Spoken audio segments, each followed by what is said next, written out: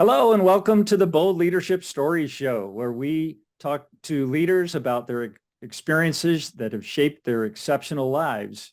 And today I'm honored and really excited to have on the show Mr. James Larson. Uh, he's a friend for a long time. I've met him in fraternity house when I was in college. And we have kept in touch all these years through the fraternity, mainly in our amazing alumni association. And I wanted to bring him on the show because his career, he's retired maybe about 10, 11 years ago now, but his career in human resources was amazing, stellar. And he worked his way eventually up to senior vice president for a global chemical manufacturing company, Diversity, Johnson Diversity, correct? Yes. It's a $2.8 billion company, 8,500 employees. And Jim was managing the HR department there. So figure he knows a few things about HR and might have a few stories to share. Jim, how you doing? Welcome to the show. I'm doing great. Thanks very much for inviting me. My pleasure. I wanted to just kind of introduce you and see if to kind of take a look at your background a little bit. You started you graduated college in 75 and I started there in 76. So I was a little bit behind you, but I remember meeting you. First time I met you, because you had graduated, but you were still involved with the fraternity house. And I'm still getting my master's degree. Okay. So you were still working, improving yourself. And I remember walking into the fraternity house one day and you were in the kitchen and you were doing the dishes. And I was like, who's that big, tall guy doing the dishes? And everybody's, oh, that's Lurch.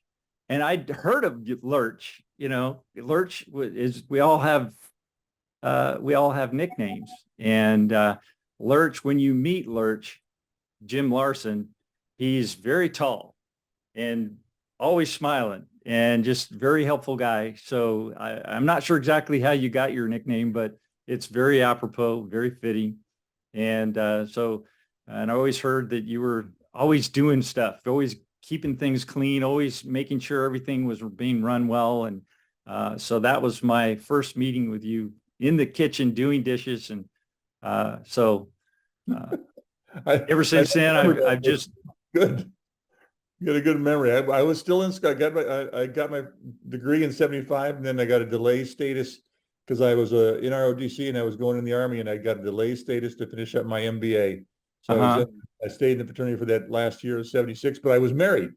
I got married the last year, and Greta and I were living out campus, but I would come back to the chapter house all the time naturally and try and support activities and keep things going on that were busy. It kept me busy. So it was a busy year there, first year of marriage and getting my MBA finished up and getting ready to get in the Army and move out of California. Yeah, busy guy. So you had started your career. Now, what did you do in the Army? I was in the artillery at Fort Sill, Oklahoma for 4 years and spent most of my time. Thank you for your service. Thank you. And then I had a 4-year commitment. So we spent 4 years there. I was mainly in administrative roles. I got in, I was assigned to a artillery battalion at first, and then they said, well, we got an MBA and there's no sense in having you play with cannons. Let's get you into the staff. And so before I knew it, I was moved into the division headquarters, and then 6 months later, I was moved into group headquarters, and then 6 months later, I was moved into the headquarters of Fort Sill, and I became the chief of assignment utilization, which meant I was responsible for all soldiers coming into Fort Sill relative to where they would go, what their job would be, what slot they would fill, and prioritizing who got what sort of assets on 30,000. So how old were you at this point? 27. 27. Wow. And how many soldiers were at that facility? About 30,000, 32,000. It was a really interesting assignment. It was a major's, I remember it was a major's, what I'd call billet for those who aren't in the military, meant that every slot in the military has a assigned level to it. And I was a first lieutenant at that time, but was awarded the honor of stepping into a major's assignment, which was kind of fun. But they didn't pay you like a major; they still paid you like a first lieutenant. So it didn't make much difference. And Sounds about right. yeah, so I was managing 32, 34 some odd people, a lot of civilians at that time who were helping me manage the requisition of all soldiers to Fort Sill, and the placement of them throughout the units, then the dismissal of them out into the public when it was time for them to get rid of their service. I also handled all the awards and commendations and promotions and those sorts of things for the enlisted soldiers at Fort Sill. So 26 to do all of that and be slotted like as a major would, taking on a major's responsibilities as a lieutenant, right? And what was it that they saw in you? How did you communicate that you were that good, that quick? Oh, I don't know. I think it's something that, and anybody who's out there you see certain people who do well, they communicate well, they formulate ideas well, they ask good questions, they get stuff done, and they get it done well. Yeah, like in the kitchen, cleaning the dishes. In the You kitchen. got no reason to be in there cleaning dishes. I'd received only perfect evaluations every place I'd been in the military. Was very good, personal friends with a number of my superiors, and you hit it off. They give you a couple of assignments, you do them exceptionally well, and all of a sudden, the same thing happens all the time. Give somebody a tough job and you get it done, and if they get it done, you're happy, and you give them another tough job, and then another tough job, and keep pressing people forward. So it was, but in truth, I found it relatively easy in the Army. It wasn't like it was all that difficult to exceed this expectations. So, it was just one of those things where I was fortunate to be capable and fortunate enough to be successful with good people by me. And then at times there were issues where you just had to stand up. I remember I was pretty upset with one of my bosses, a lieutenant colonel, who had given me less than a perfect review. And I went to him, I said, I don't understand this. Well, why am I getting less than a perfect review? And he said, well, it's important to manage expectations, Lieutenant. You just can't expect to be perfect all the time, and you've done nothing wrong. But I just want to make sure that you got to be able to deal with some adversity sometime, and it's time for you just to get a wake-up call. And I said, sir, I don't understand. I disagree with this completely. This is going to potentially disrupt my career. I understand what you're doing, why you're doing it, but nobody else is doing it this way. And while I'm going to be competitive with all the rest of these lieutenants going forward with many perfect reviews, all of a sudden I'm going to look a little shot here because I've got a few points down. And made the argument enough that he changed it back to a perfect review, but he was not happy. But I managed to be persuasive enough to get it to a perfect review, and then moved up to headquarters. I was very happy to get rid of his name was Volker. I remember Volker, Colonel Volker. It's not my favorite man, but I managed to get out of that and get up to headquarters and hit it off with the AG and hit it off with the commanding general of the post, Jack Mills, who was there, and we did a lot of trips to Washington D.C. Positioning was always difficult to get soldiers. We were always fighting the military system, to get priority, because there was never enough men or women, never enough soldiers with the right military occupational specialties. And so, and we were a training and doctrine command, as it's called. At that time, there were two groups in the Army: TRADOC, training and doctrine, which meant you were training people, and force command, which meant you were fighting.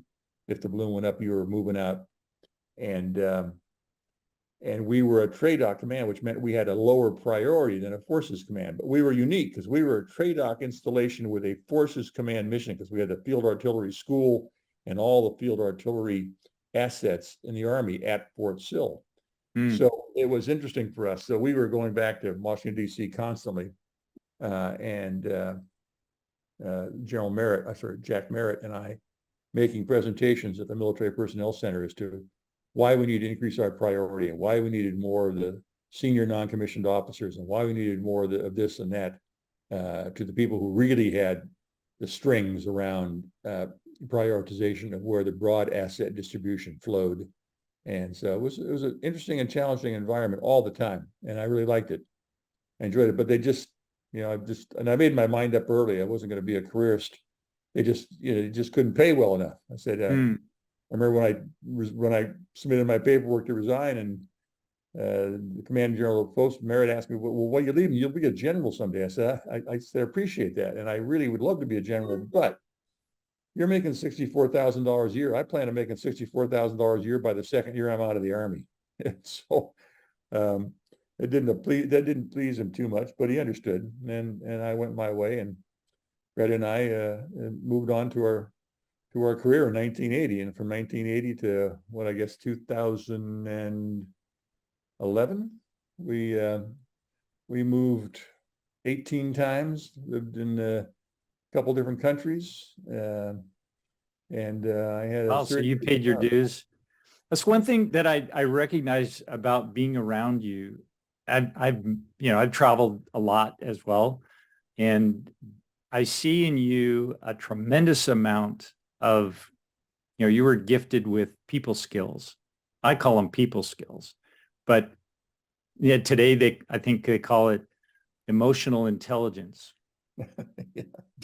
Yeah. So, but it's like somebody had to write a book, Steamer.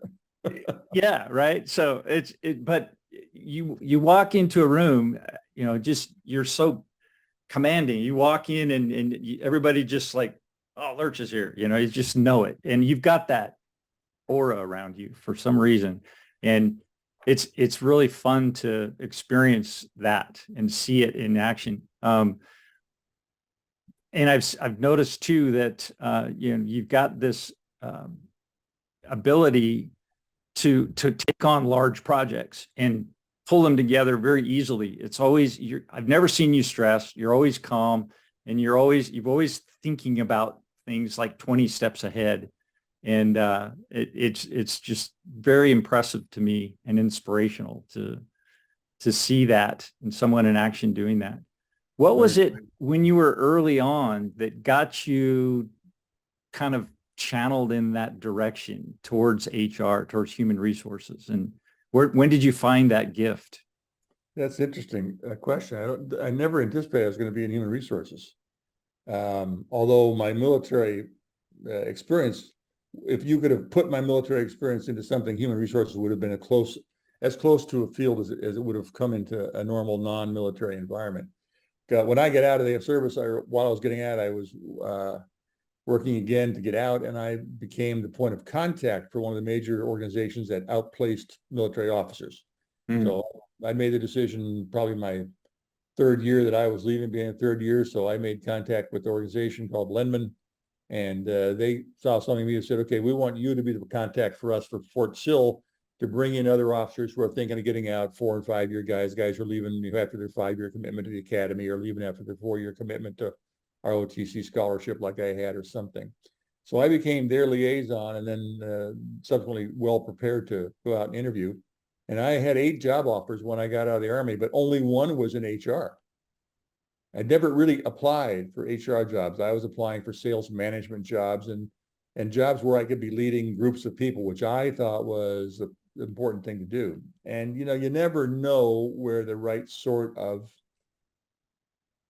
guidance, inspiration, directioning comes from. And for me, it happened to come when I got the offer from Pfizer Pharmaceuticals. I got 2 offers.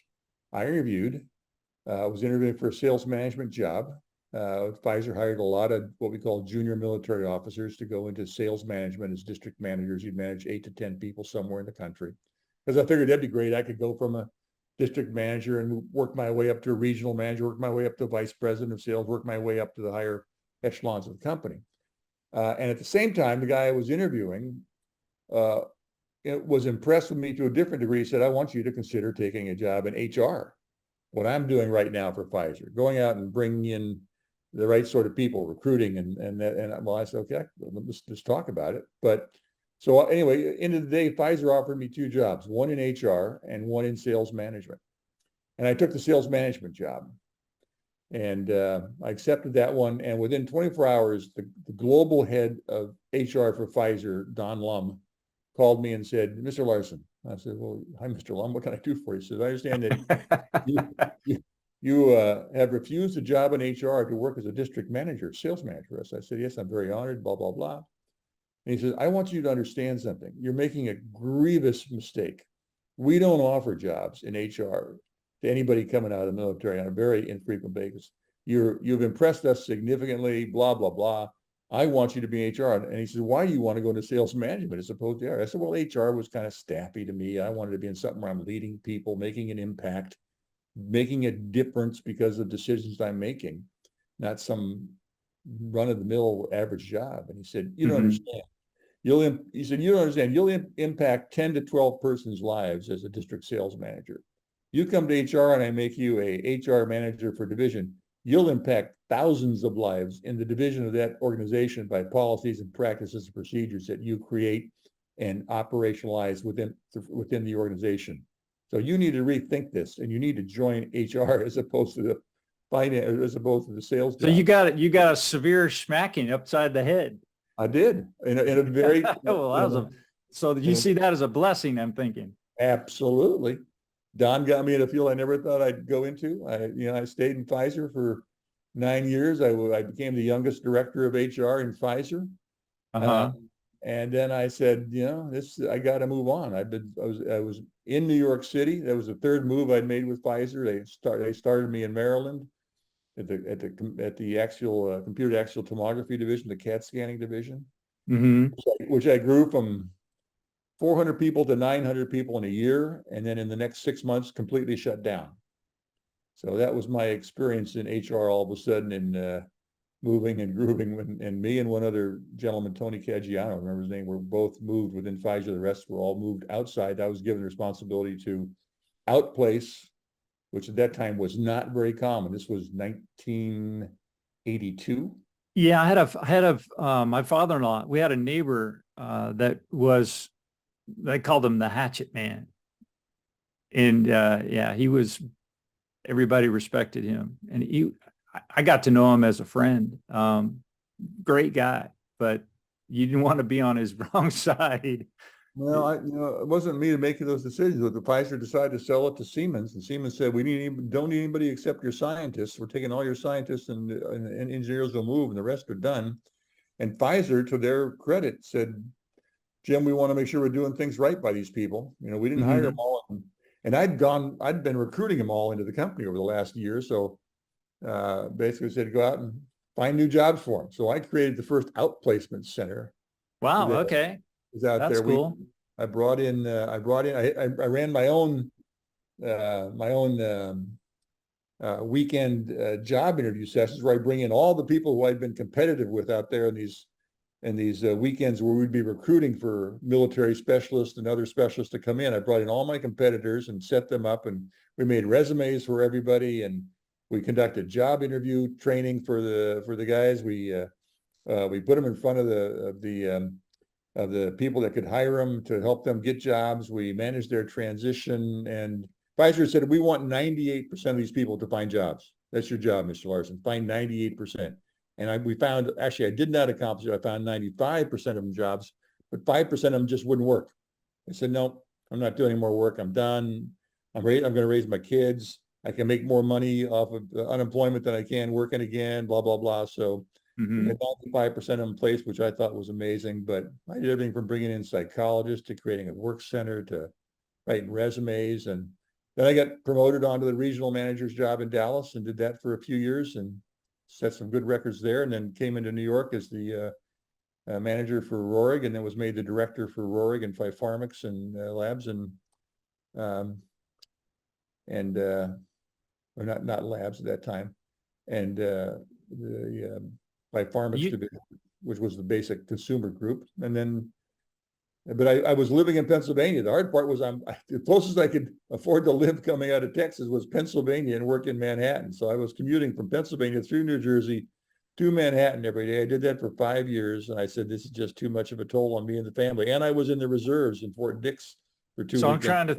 trying to get an idea of, I live in California, and that's like going from one county to the next, but it's still a long drive. How many hours was that a day for you? Well, I caught the 5:39 a.m. train in from Trenton, which is where I drove across Okay. from where I lived in Pennsylvania. I drove across to Trenton, New Jersey, caught the 5:39 a.m. train there every day, and caught the 7:15 a.m. train home. The train ride, depending, on how they shifted numbers of stops, was typically an hour and 15 minutes. Mm-hmm. And then I had to get from where the train came in across town to Pfizer's headquarters or back, and had to get home. So basically I put a 2-hour commute in and out every day, and left at 5:30 in the morning and got home at 7:30 at night. Or I Yeah. left on the train at 7:15. I get home by about 8:30, 9 o'clock, depending on how I would leave. But my target was always to not be later than 7:15 on the train. Yeah. That's a long commute. That's a long haul. You did that for 5 years? Yeah, it was just too much. And Yeah. and I realized, I said, this is crazy. I'm not seeing the kids. I'd I'd leave before they'd go to work or before they go to school. I'd come home, they'd be in bed oftentimes. Certainly they'd already Yeah. had dinner. I'd get a little bit of time with the kids, and then 2 weekends a month, I was in a reserve unit that met out at Fort Dix. So I was gone 2 weekends a month out Mhm. on duty. And I said, this has just got to stop. So I made the decision to leave Pfizer. It was very difficult to do, and start off in another direction. So that then So, and started to move. you've been in a lot of different companies, like you were at Frito-Lay, you were at American Express, you've been at Kellogg Company, and then Intercontinental Hotels Group, Mm-hmm. all big, amazing Well, companies. I got hooked into being a big company junkie. There's no doubt about it. I wanted to work for name brands, Uh-huh. PepsiCo, and it started with Pfizer. I got hooked into Pfizer kind of name brand, big brand concept. I like people to know who I worked for. I found you get much more support. You got truly a tremendous capacity when you work for a large organization. So Pepsi brought that large organization capacity.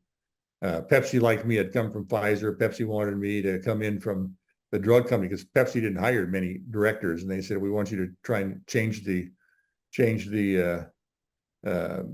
culture of Pepsi from do it or get fired, which was a Pepsi culture, and we want you to kind of build some longevity.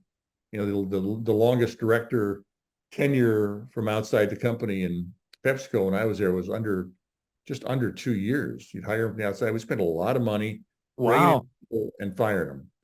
And so I So went in how there. do you go about changing the culture of a huge organization like Pepsi or Frito? Frito's huge. Well, Frito was part of Pepsi, and we Yeah. all operated under the same human resources systems, whether you were Pepsi, Frito-Lay, Kentucky Fried Chicken, or Taco Bell, whatever the sub unit was. HR was all one entity under that organization. And so whatever practices, policies, procedures for succession management, leadership development, those were all centrally controlled.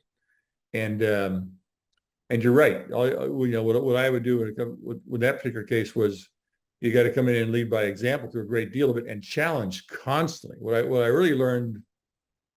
How early, long did you last? Did you last more than 2 years? 3 years and change. All right, good. And the numbers crept up a little bit during that time. I mean, this was not one of my paid objectives. This was a 3-year kind of a deal Uh-huh. that I managed to make some impact on.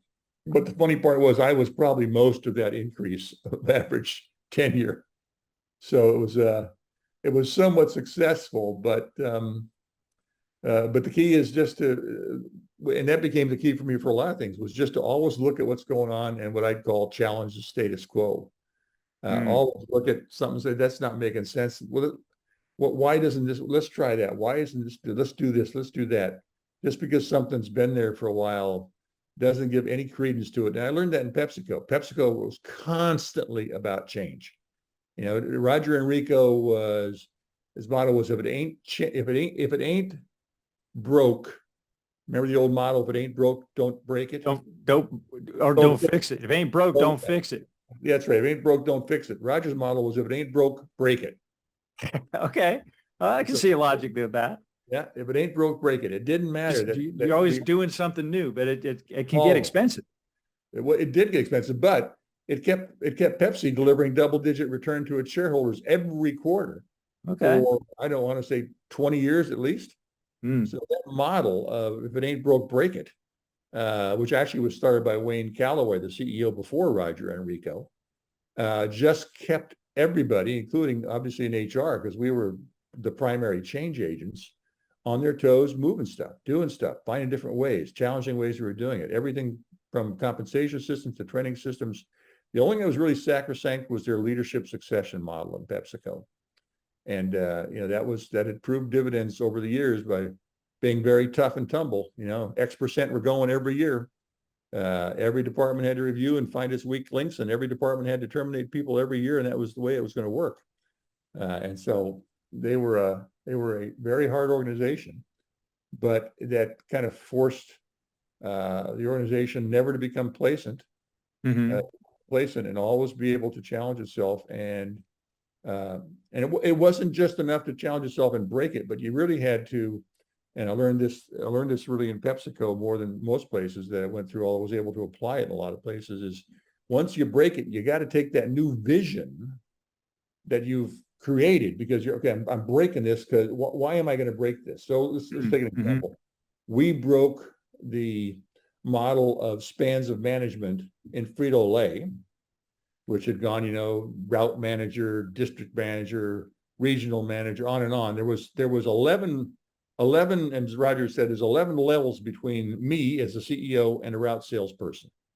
I don't want 11 levels between me and a route salesperson. There's no way I need that much management. Fix it. So we sat back and said, well, let's take a look at this. And we just really created an empowered workforce and wiped out 4 levels of management between, in that mid-management structure that were just managers managing managers, and challenged people below that to become more capable and exercise more capacity that most of the time they had. And if they didn't, we had to find people who did have that capacity. So it wasn't just enough to say, I'm going to break this. I don't want this many layers of management. We had to find a new way to do things, put in new systems to support that new way. And you had to make sure that you got the people who are capable of managing it. And most importantly, have the vision so that people could look at it and say, man, I get this. This makes a lot of sense. We don't need all, I could do, how many times did you look at it and say, I could do what my boss does. Hell, I can do what my boss's bosses does. It's ridiculous that they're there. Well, you found those guys who were the true early innovators and accept and adopt things like that. And you could really lead change to an organization pretty handily. But you had to make sure you had the guts to challenge the status quo to start with. Then you had to make sure you had the guts and the capacity to create another inspired vision that could get people to move and follow behind that. And once you got that and you got through that, you could really move mountains. Yeah. So in order to do that, you've got to be creative. You got to know this territory. Then you got to be creative vision that, people will buy into, and then be able to communicate that in a way that gets their buy-in and actually gets them to take action on it, and then check progress as it's being implemented and make sure you're hitting the goals, right? So yeah, I mean, that's part of it. When I was with Frito, I was based in Pleasanton, California. Got back to California. Never, when I left California, did I ever think I'd get back to California. Got back to PepsiCo. We were ecstatic. We're home. We found out we didn't like California at all anymore, by and large, except for my fraternity brothers and friends. It was just someplace my wife wanted to raise the family. So we were anxious to kind of leave. I said, okay, well, let's get this going. But while I was there, I had the fortunate opportunity to meet a few people, 2 of them being Barry Posner and Jim Kouzes out of Stanford University, who had crafted and written organizational change books and leadership books. And they had built the new, what they call Leadership Challenge. And I brought them in, and I liked what their model was all about. I experienced it one time. I brought it and shared it with my leadership team. We decided to adopt it as our development and leadership model training process, which then subsequently became adopted by all of PepsiCo. Mm. And so Jim and Barry had developed through endless studies, just what you've talked about, Jim. They talked about it's not enough just to challenge the status quo. They had 10 basic steps broken into 5 categories, but challenge the status quo, create the inspired vision, align your resources, and monitor, check, encourage the heart, as they would call it, to make sure that you're doing things, reward the successes. So they had a model pretty well laid out that made 99% perfect sense to me. It was a model that I then adopted and then became to push. And once people understood it, it was a perfect kind of model for PepsiCo. So it's called the Kouzes and Posner model of leadership.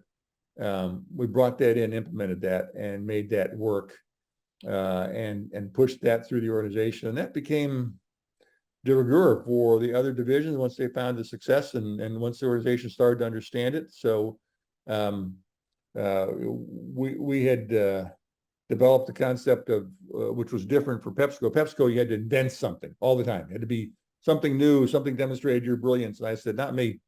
I said, there's a lot of brilliance out there. My concept is to plagiarize with pride. I'm going to find something that's great. All right. I'm going to find something that's great, and if it's great, I'm going to emulate it, and we're going to use it. So we plagiarized with pride on their concept, and Kouzes and Posner became great allies into the PepsiCo organization as far as our development and our training processes. And you're right, there's a lot to making it successful, but it starts with leaders who are able to sit back and say, I don't like this. This isn't right, or it's right, but it's not good enough, or it's good enough, but it's not great, and we need to do something different. So it starts with leaders challenging that position and then trying to say, okay, and it's not just enough to say, throw the baby out.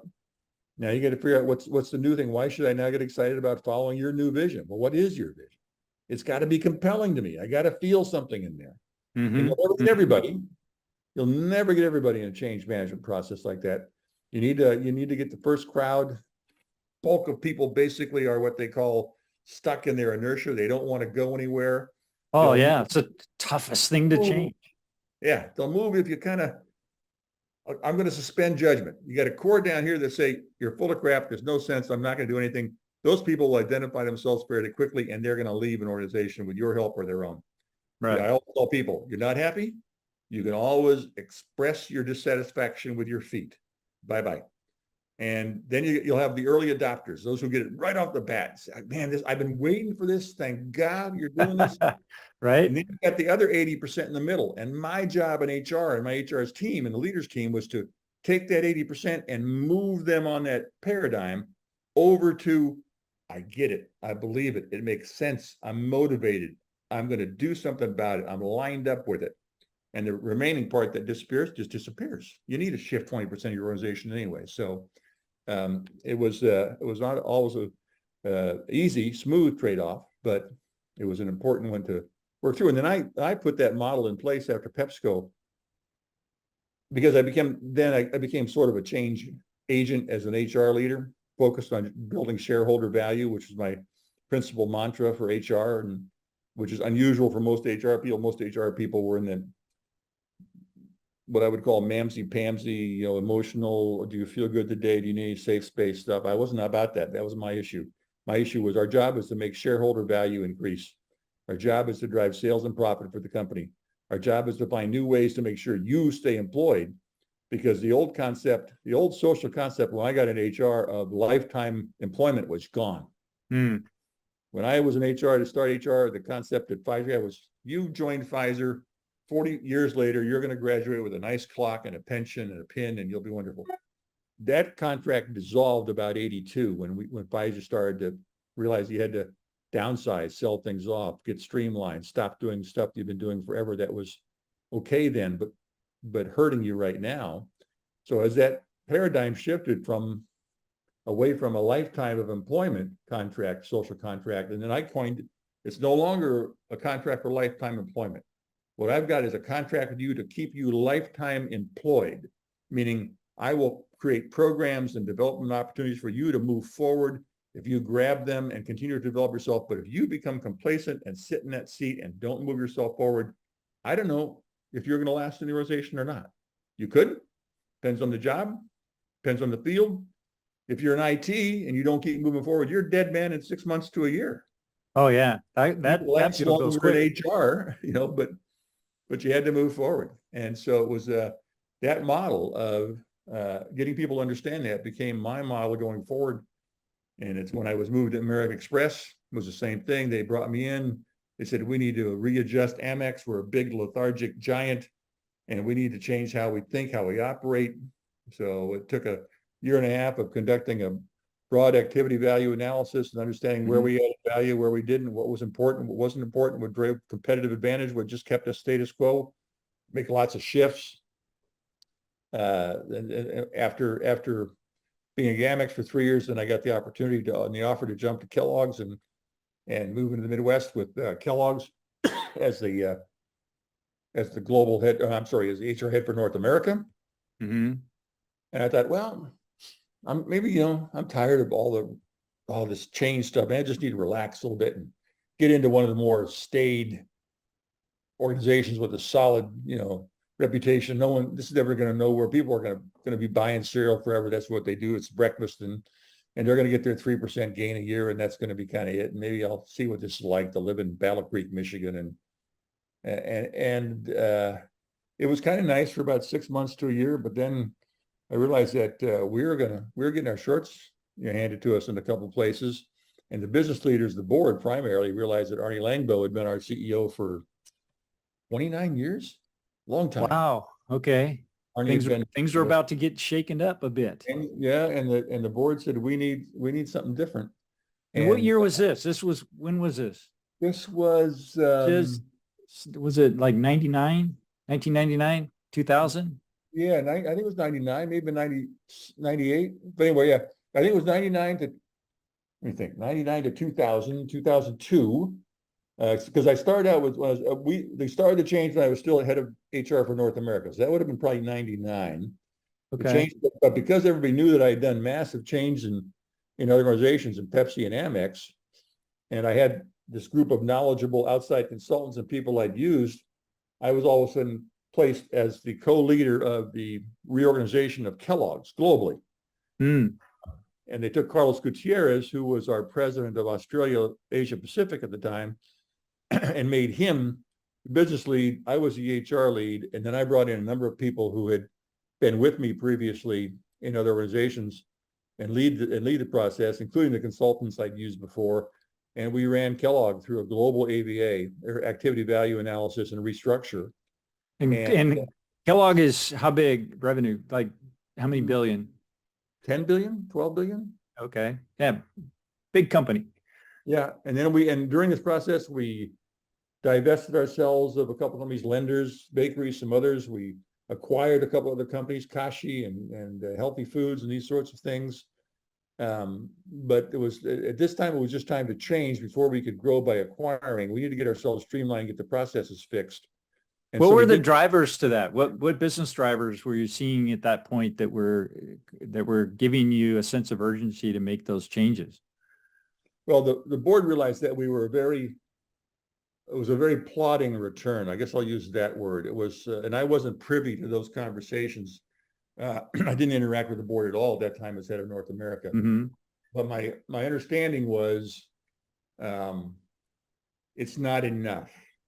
The stock is primarily held by the Kellogg Trust. They have by far the largest share, and family members are okay with just a minimal kind of return. And then a few younger family members got in and said, this is not acceptable. Some shareholder activism, I guess I might call it. Okay.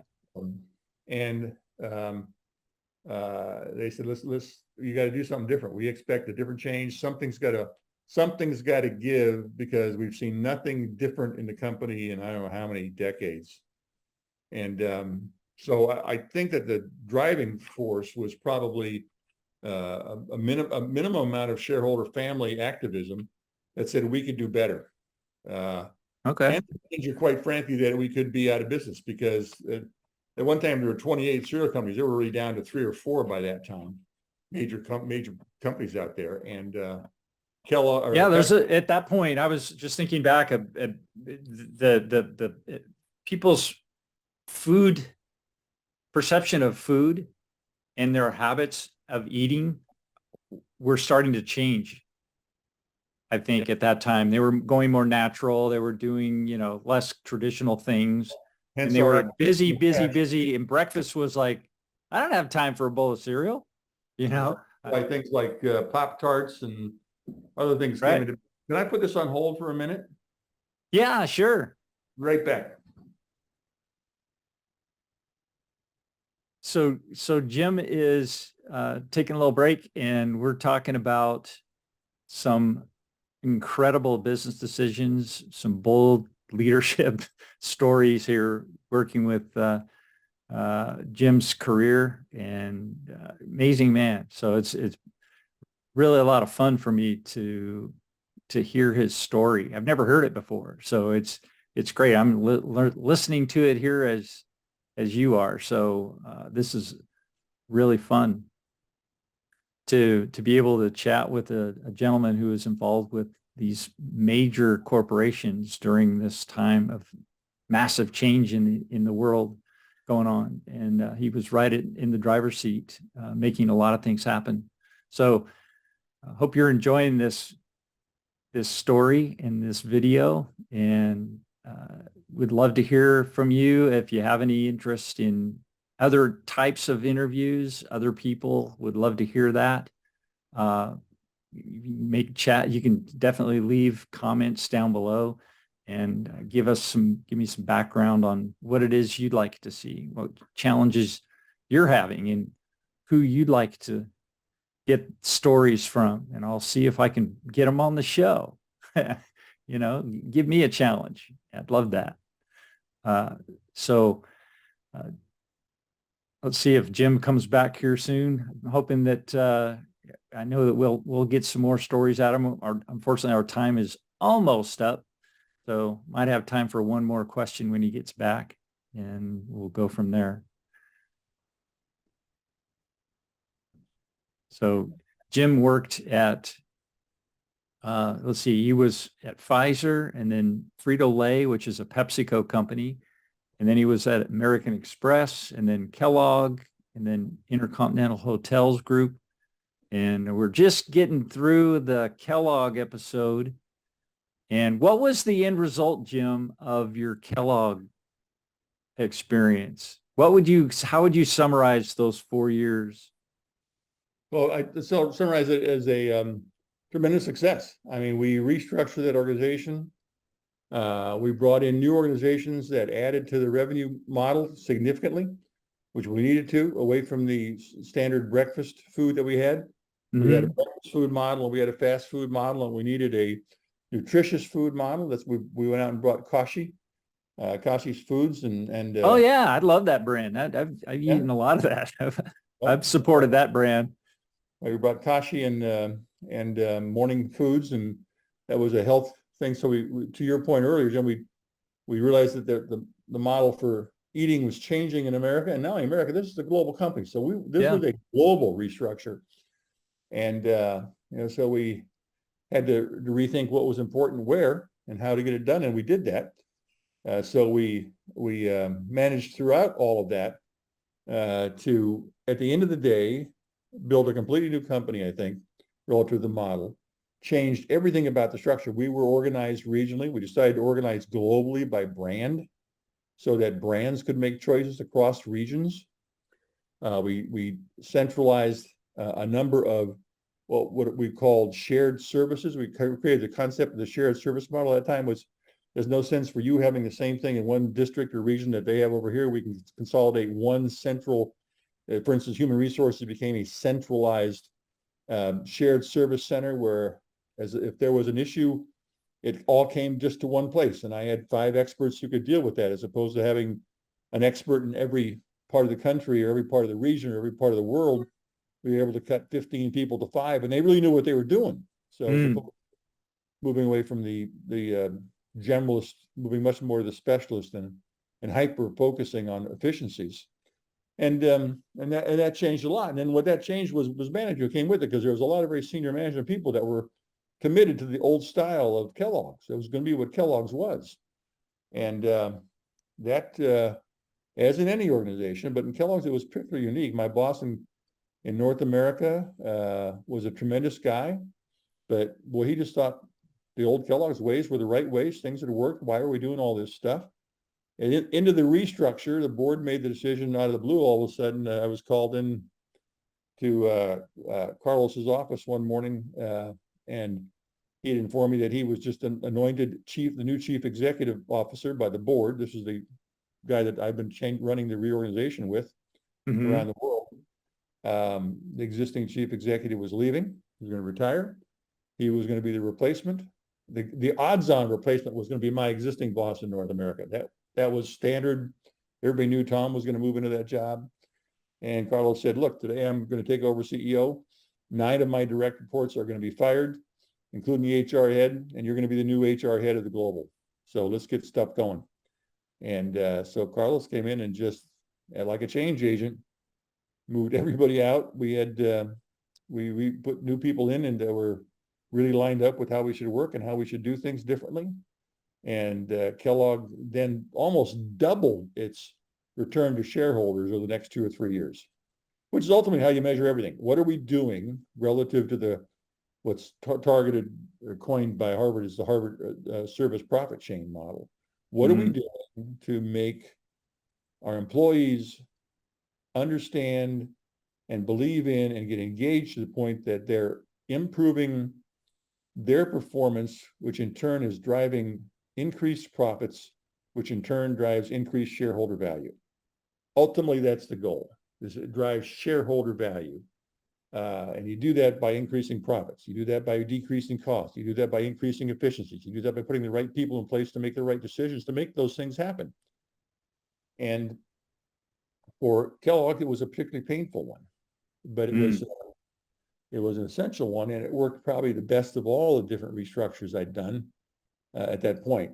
I think at the end of the day, and you weren't expecting that going in the door. It doesn't sound like at all. Absolutely not. It was the farthest thing from you were looking for a little vacation. Keep in mind, I had a 2+ hour commute in and out of Manhattan in my previous job. The next time we went back to Amex, we had moved to New Jersey. So then I only had about an hour and 20-minute commute each way. My new commute with Kellogg's was going to be 2 stoplights. Nice. I had to get through 2 stoplights, and then I was at my house on the lake.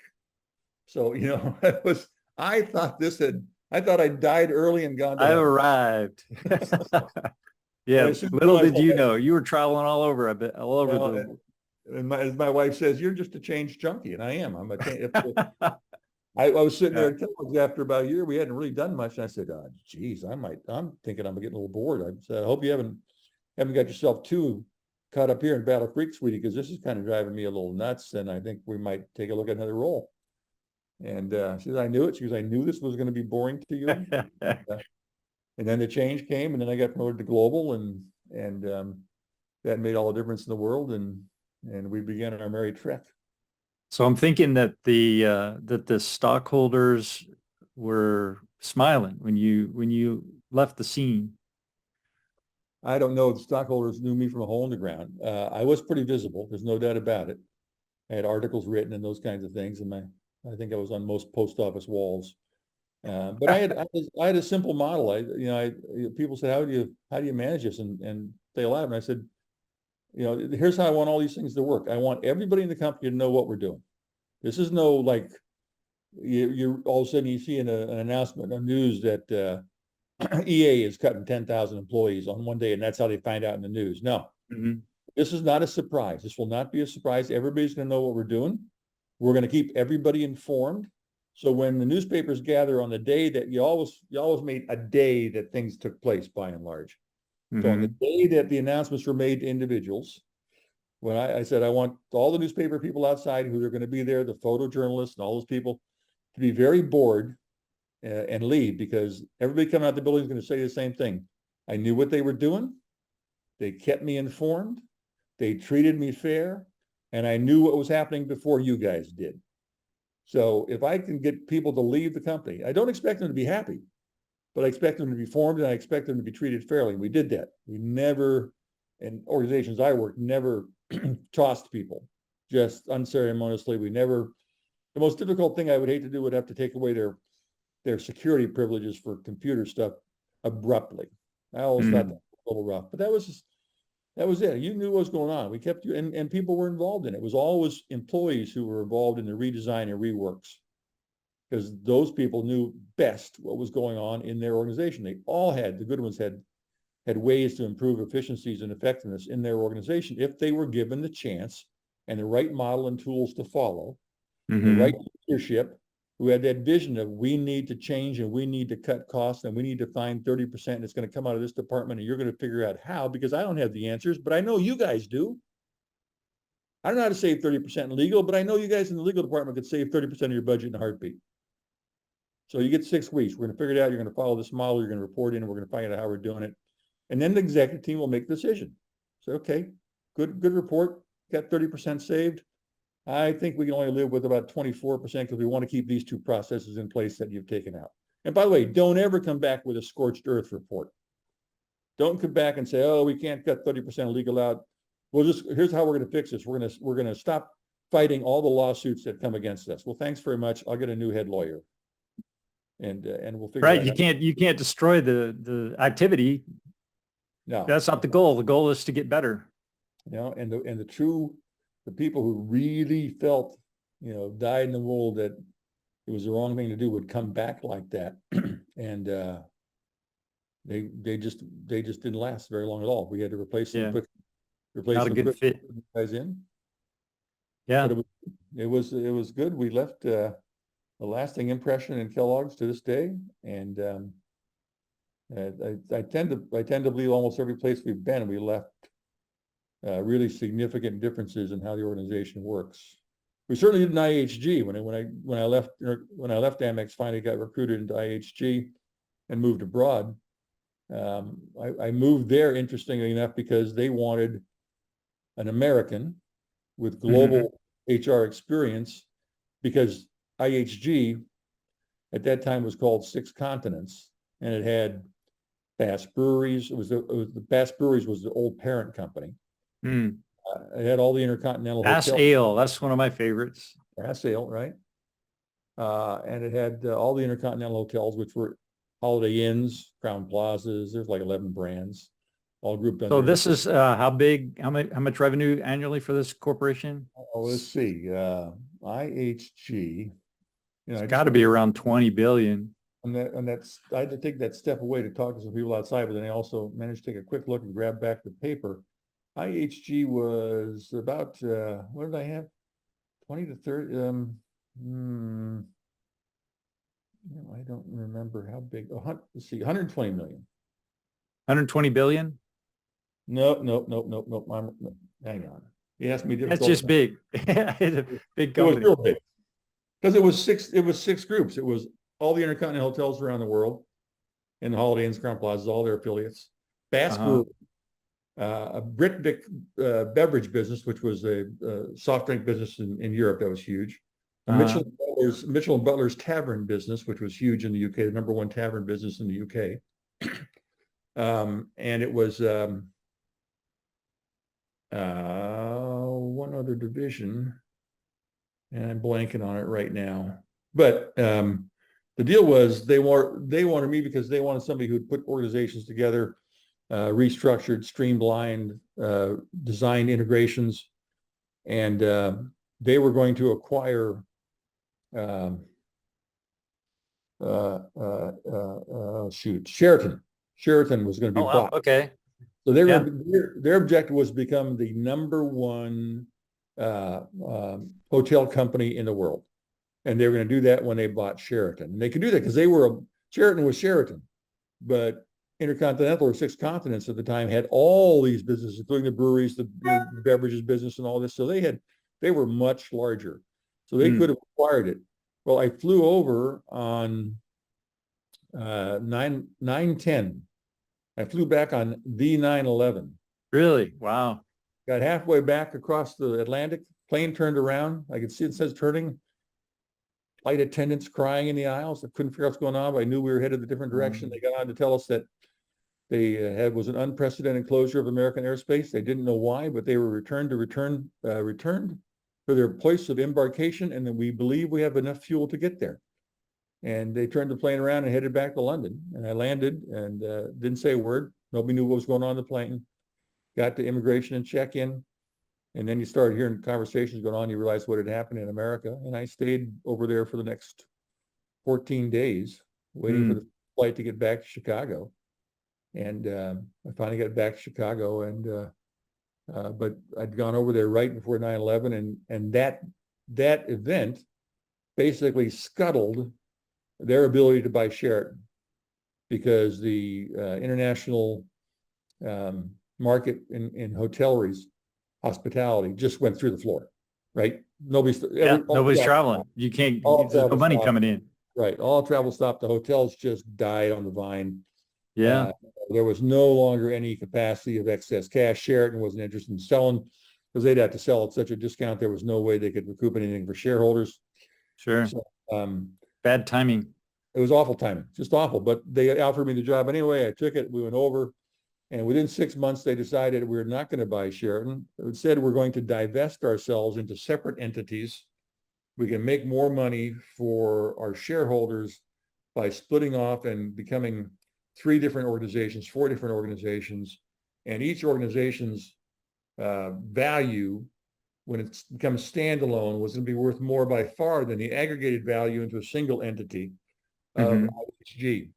So the finance guys, and there were some brilliant finance guys in the organization, had made these decisions. And so all of a sudden my job now became the divestiture of an organization that was significantly global, was going to create itself into a whole new organization. What group was I going to go with, if any? We were going to have my existing CEO was going to become the CEO of the new Mitchell and Butler's organization, the new European pub and tavern business. He was going to leave the hotel group.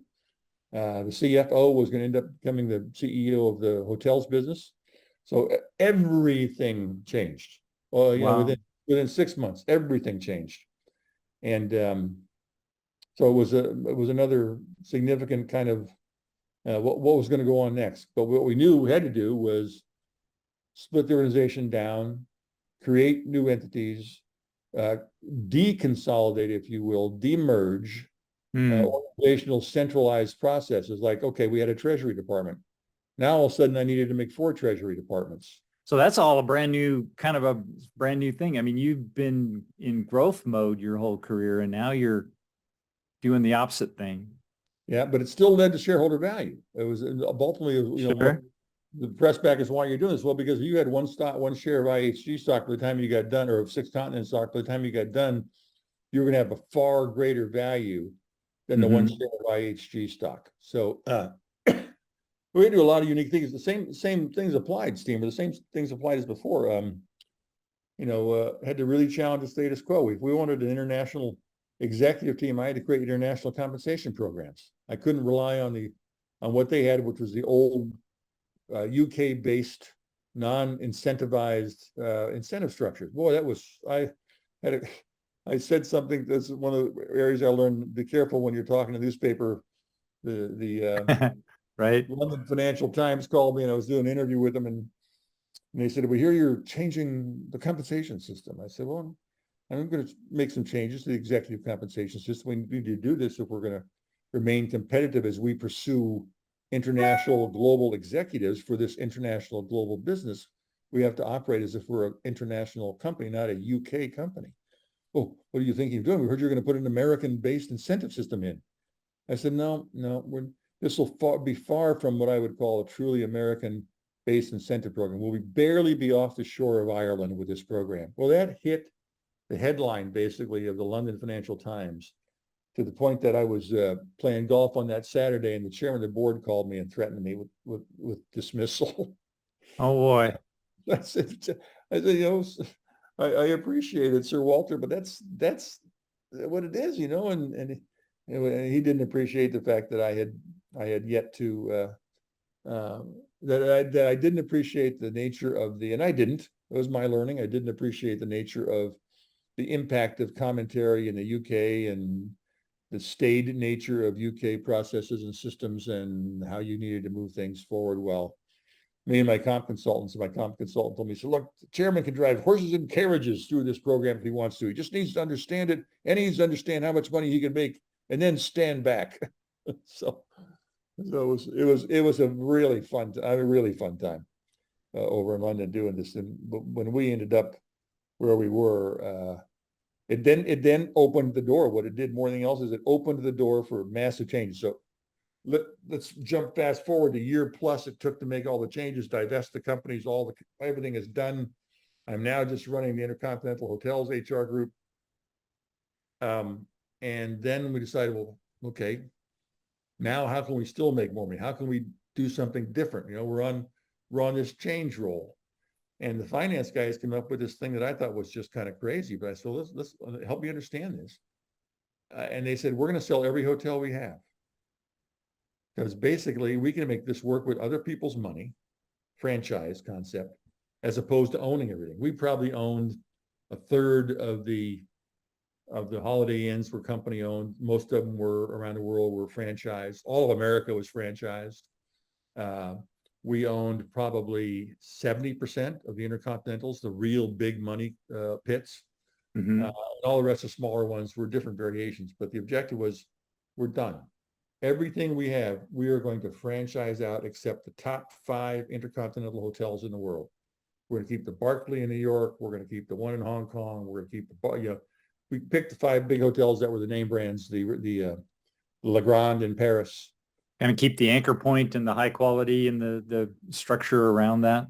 Right. Do something to manage the brand expectation, which is always painful in a franchise-based organization, with some key anchors. And at first I said, this is a hell of a cash flow. We understand this. But then the finance guys showed how the sale of these things and the subsequent use of OPM, as we call it, other people's money, generated phenomenal shareholder return in the sense of cash backs, as we would sell off these properties and provide this cash back to shareholders.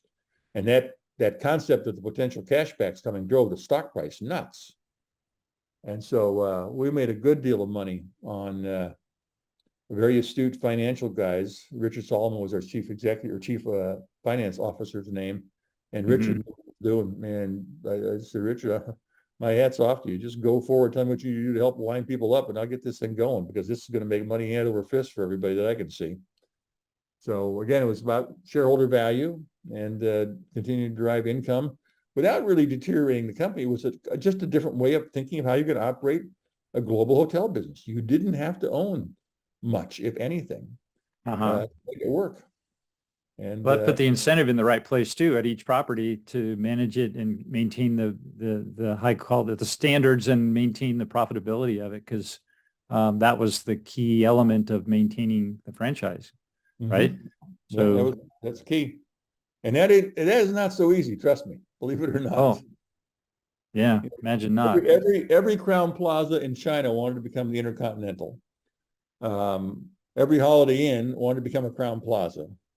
Whereas in America and in Holiday Inns in Japan were basically rented by the hour, if you understand what I'm saying.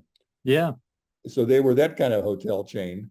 And so trying to go around and manage those standards when we put global brands in, because until that time we were operating as a North America, a Europe, a EMA, an Asia. And then we said, let's create, if we want standards, Global Holiday Inn, Global Intercontinental, Global Crown Plaza. And that enabled to just what you said, which was that enabled us to have truly global brand standards, because we would get so many people that pissed off that would come from China, where a Holiday Inn was just, top drawer. You would think you were absolutely in an upscale, just shy of an Intercontinental, because all they wanted to do was be that. They always aspired to be the bigger and the better and the most beautiful. And they'd come and they'd rent their whole trip in America and stay in Holiday Inns, and they were aghast. Yeah. The Holiday Inn standard of America compared to the Holiday Inn standard in China. Yeah.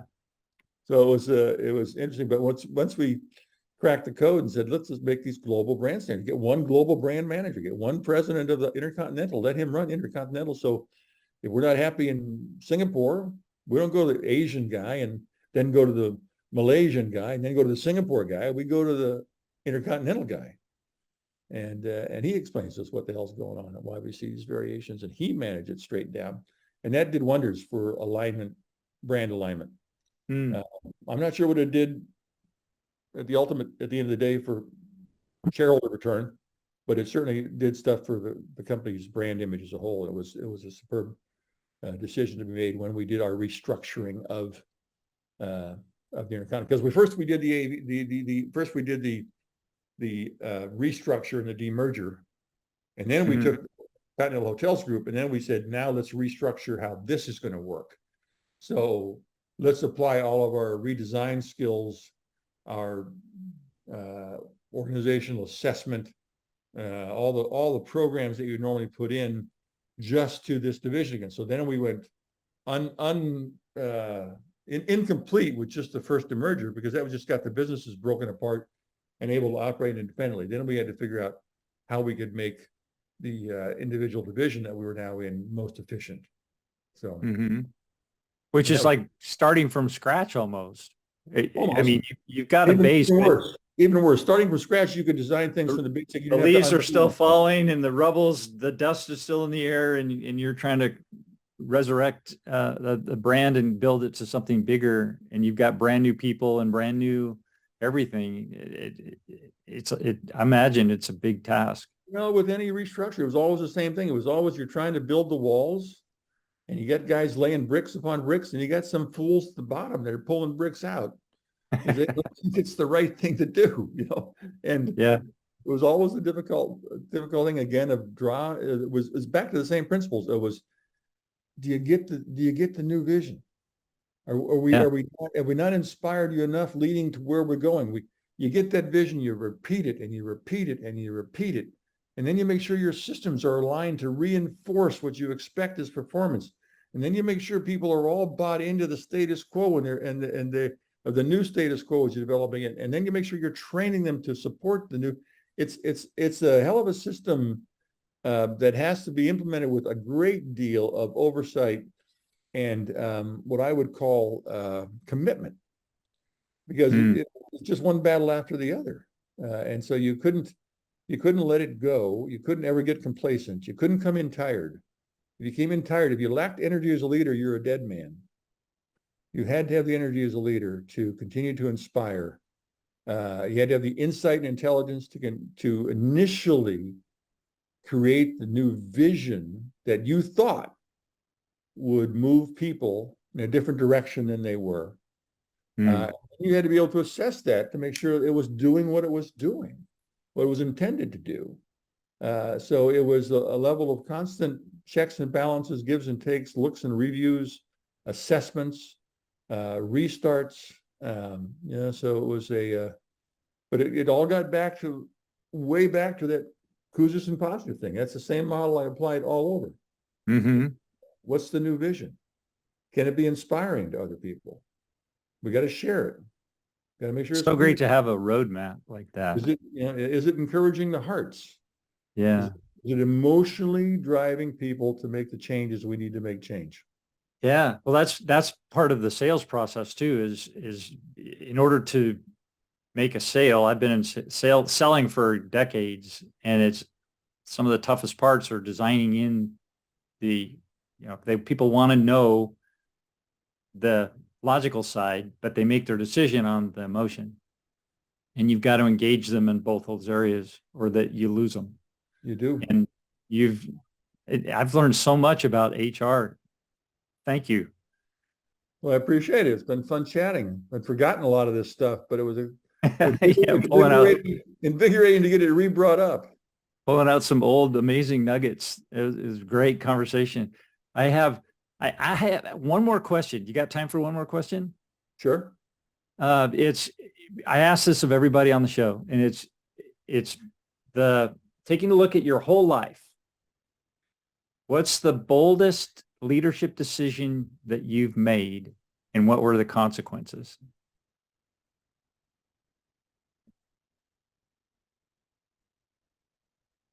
I think the bold decisions I've made is to change me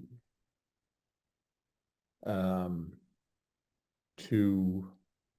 by change me, I mean to I didn't go into my careers as a change junkie.